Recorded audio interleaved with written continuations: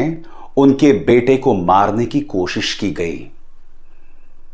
खबर क्या है दोस्तों, दो अलग अलग एजेंसी से मैं आपको पढ़ के सुनाना चाहता हूं। सबसे पहले, यूपी के बहराइच हिंसा मामले में नया मोड़ आ गया है। सोमवार को महसी से बीजेपी विधायक सुरेश्वर सिंह ने अपनी ही पार्टी के नेता समेत 7 लोगों के खिलाफ केस दर्ज कराया है। 7 लोगों में बीजेपी नगर अध्यक्ष अर्पित श्रीवास्तव का नाम भी शामिल है। विधायक की ओर से दर्ज कराई गई एफआईआर में अज्ञात भीड़ का भी जिक्र किया गया है। बीजेपी विधायक ने आरोप लगाया कि राम गोपाल मिश्र हत्याकांड के बाद अस्पताल चौराहे पर प्रदर्शन कर रही भीड़ ने उनके काफिले पर पत्थरबाजी के साथ साथ फायरिंग भी की। अब दूसरा गोदी मीडिया न्यूज चैनल क्या कह रहा है।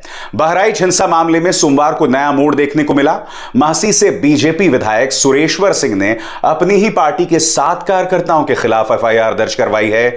युवा मोर्चा नगर अध्यक्ष अर्पित श्रीवास्तव उसके बाद एक न्यायिक प्रक्रिया होती है और उसके तहत न्याय की बात कही जाती है और आप न्याय देने की कोशिश करते हैं। यहाँ पर उल्टी चीज होती है कि पुलिस गिरफ्तार करती है, उसके बाद एनकाउंटर करके और लोगों को मार डालती है। अब यहाँ के केस में मैंने आपको बताया कि अभी किसी के मौत की खबर नहीं आई है, लेकिन इस घटना को लेकर बहुत सारे राजनीतिक प्रतिक्रियाएं आई हैं और एक एक करके मैं आपको उसके बारे में बताती हूँ। बहराइच एनकाउंटर पर कांग्रेस के जो प्रदेश अध्यक्ष हैं अजय राय, उनका बयान आया है। ये देखिए, जो एएनआई हिंदी न्यूज का जो ट्वीट है आपकी स्क्रीन पर है। उन्होंने कहा कि सरकार शुरू से ही फर्जी एनकाउंटर करा रही है, वे सिर्फ अपनी विफलता को छुपाने की कोशिश कर रहे हैं, ऐसा अजय राय का कहना है।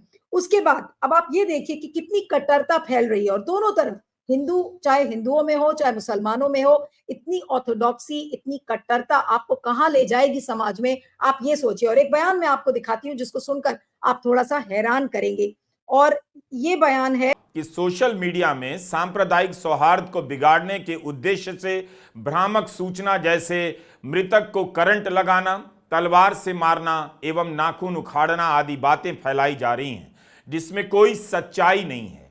पोस्टमार्टम में मृत्यु का कारण गोली लगने से होना पाया गया है। इस घटना में एक व्यक्ति के अतिरिक्त अन्य किसी की मृत्यु नहीं हुई है। अतः सभी से अनुरोध है कि सांप्रदायिक सौहार्द को बनाए रखने के लिए अफवाहों पर ध्यान न दें एवं भ्रामक सूचनाओं को प्रसारित न करें। लेकिन पुलिस ने मीडिया नहीं लिखा, सोशल मीडिया लिखा। किसी चैनल का नाम नहीं लिखा, किसी एंकर का नाम नहीं लिया, ना उनके खिलाफ कोई कार्रवाई की। इस तरह से खास तरह के मीडिया को कितनी छूट मिलती रहती है।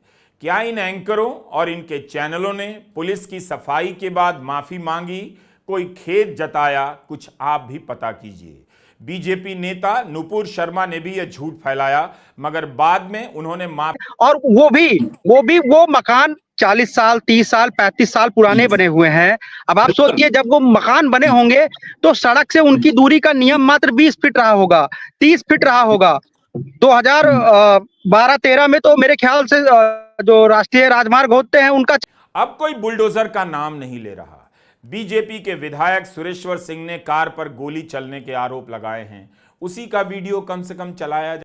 जी हाँ दोस्तों, यूपी के बहराइच में आपने को पता होगा कि दंगा हो गया था और दंगे के बाद एक हिंदू युवक की हत्या कर दी गई थी। हत्या के बाद पुलिस ने मामले को दर्ज किया था और मामला दर्ज होने के बाद आरोपियों को गिरफ्तार भी कर लिया गया था। पर अब एक नई खबर सामने आई है दोस्तों कि जिसने भी ये आरोप किया था उसका एनकाउंटर पुलिस ने कर दिया है और जो हुआ था दोस्तों उस पर बुलडोज़र चला दिया गया दोस्तों, और उसके बाद भी दंगे नहीं रुके।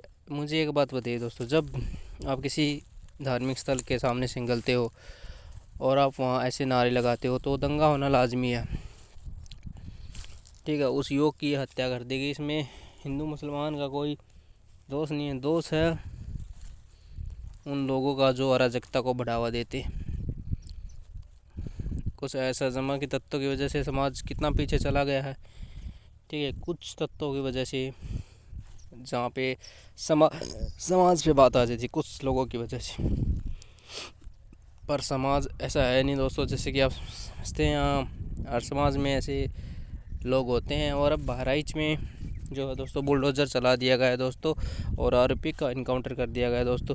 पर मुझे एक बात बताइए, क्या योगी आदित्यनाथ जो मस्जिद के सामने से कर रहे थे आवाज़ दे रहे थे, क्या उन पे बुलडोज़र चलेगा उनको घर के ऊपर? नहीं चलेगा दोस्तों, क्योंकि अगर उनके घर के ऊपर बुलडोज़र चल जाता है तो बीजेपी का एक बहुत बड़ा वोट बैंक बीजेपी से दूर हट जाएगा दोस्तों। ये मैं को बता रहा हूँ कि बीजेपी का एक बहुत बड़ा जो वोट बैंक है वो तो हटेगा दोस्तों, और बीजेपी भी बैकफुट पे नज़र आती हुई दिखाई देगी। इसलिए बीजेपी के नेता योगी आदित्यनाथ ने बहराइच में बुलडोज़र चलाने के आदेश दे दिए हैं, और बुलडोज़र हालांकि चल रहा है दोस्तों। जय हिंद दोस्तों, जय भारत।